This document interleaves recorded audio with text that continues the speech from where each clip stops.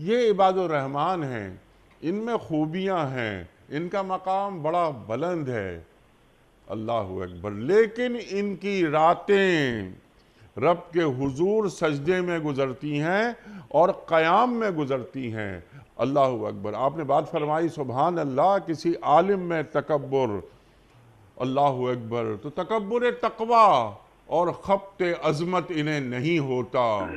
یہ رات کو مصلی بچھاتے ہیں، رب کے حضور کھڑے ہوتے ہیں۔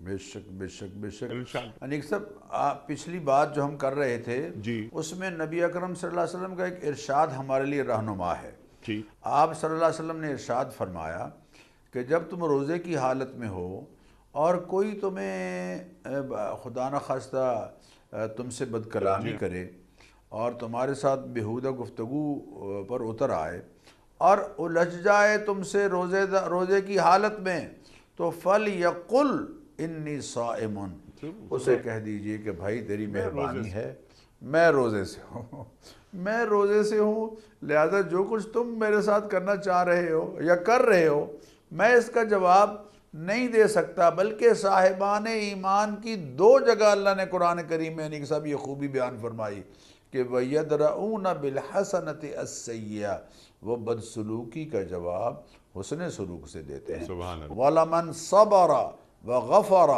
إِنَّ ذَلِكَ مِنْ عَزْمِ الْأُمُورِ، کوئی شک نہیں اس میں کہ ایسے موقع پر صبر کرنا اور ایسے موقع پر معاف کر دینا، إِنَّ ذَلِكَ مِنْ عَزْمِ الْأُمُورِ، یہ بڑا عظیمت کا کام ہے۔ اللہ قرآن کریم میں فرما رہے ہیں ہے تو بڑا عظیمت کا کام، لیکن فَمَنْ عَفَا وَأَصْلَحَ فَأَجْرُهُ عَلَى اللَّهِ، جو ایسے حالات میں صبر کر لیتا ہے اور بدسلوکی کرنے والے کو معاف کر دیتا ہے، فَأَجْرُهُ عَلَى اللَّهِ، اللہ فرماتے ہیں اس کا اجر میرے ذمہ ہے۔ سبحان اللہ۔